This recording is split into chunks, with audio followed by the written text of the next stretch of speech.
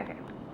So why did you decide to apply or why did you decide that you wanted to take the class? I decided I wanted to take the class because I heard a lot of people talking about it. They were talking about how Dean White was revamping a previous leadership class, I believe, and Brad Wingo sent out the syllabus, and it looked really interesting, and it had a lot of different components that I wanted to explore, but in a lot of our other classes, it was very topic specific, so for us to be able to explore various areas of communications in this class, including business, which is what I'm particularly interested in, interdisciplinary work, I was very interested.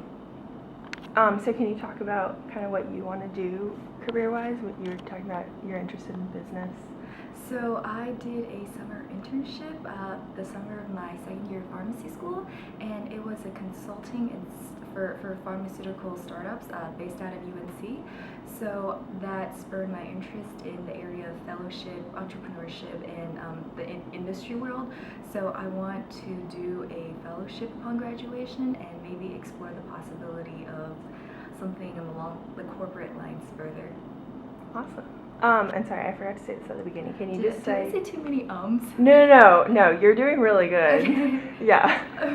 Can you just say your name and what year you are?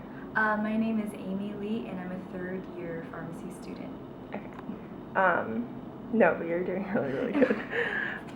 So what do you think was one of the most effective things about the class you took?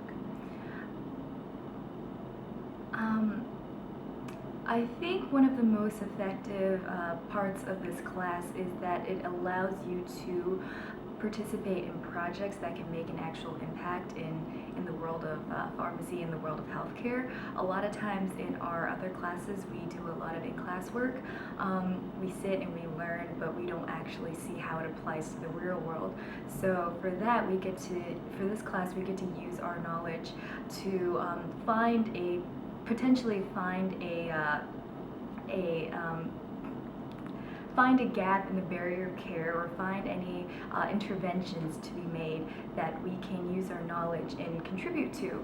So for us, we actually did a project we're doing a project with UNC Healthcare, and we found that their current website for UNC MyChart doesn't have a lot of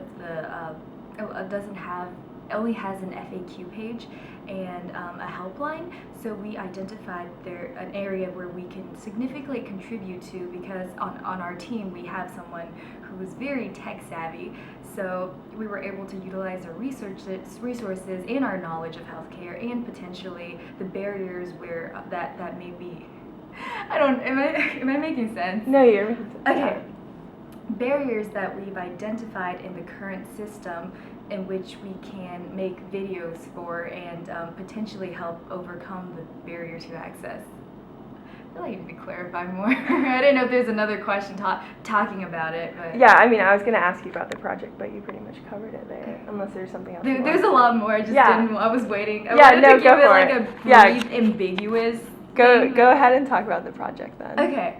So I guess we'll just scratch what I just said. So basically, one of our teammates wanted to address the issue that a lot of, especially the elderly population, have issues accessing technology. And even though technology is supposed to make the world easier, it may prevent barriers for some specific populations, such as the underserved population who don't have access to technology, or the elderly who isn't used to using such forms of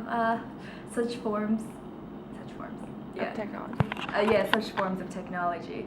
So we explored the option of going to nursing homes and teaching people how to use technology, or going to UNC lobby and maybe setting up a stand where we go for an hour and then we pretty much show people how to use MyChart, but we wanted to increase the impact factor. So we looked on the MyChart FAQ page, and we saw that a lot of the stuff they had didn't have any visuals or tutorials. They had it was very text heavy, and if anyone had any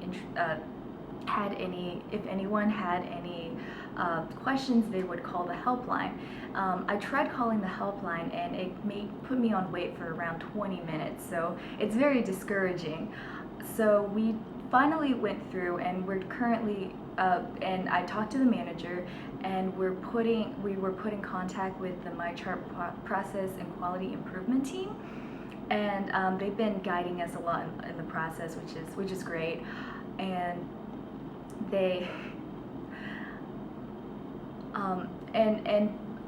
there is a significant we found that there is a significant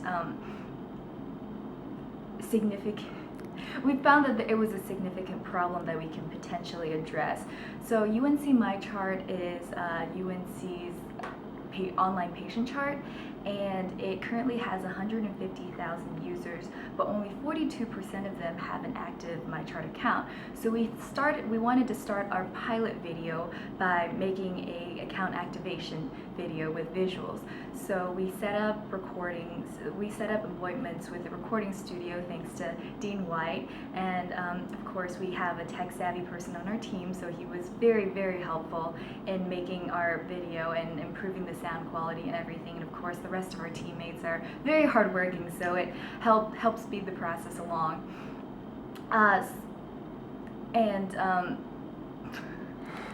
I hope you cut out a lot of No, this. don't worry. So basically, that's what's going on. We're still in the process of making. We made the first draft. We sent it to the team, the UNC team, to help edit and improve, to get their feedback, and we did. So we just re-recorded another script, and we're hoping to put it together very, very soon. Although we intended it to be used externally, there are a lot of guidelines and protocols that we had to follow, and sometimes they're very strict. So I believe they're going to start off by using it internally as part of their employee training program. So, and I believe they said that they would use it over more than 30,000 employees. So we'll see how it goes. That's great.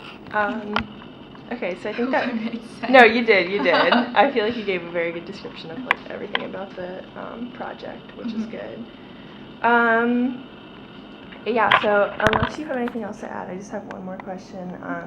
If a prospective student or a student who is considering taking the class was asking you like if it's worth it or why they should take it, what would you tell them? I think this class is definitely what you make out of it. A lot of it is guest lectures, and a lot of it is in-class activities, and the rest of it is group work. So for group work, you want to make sure that you have a team that you can work with, a team that's motivated to make something out of their project. And for us, I was very lucky because I had a team like that too, which contributes to our current, I guess, our ongoing, what's the word?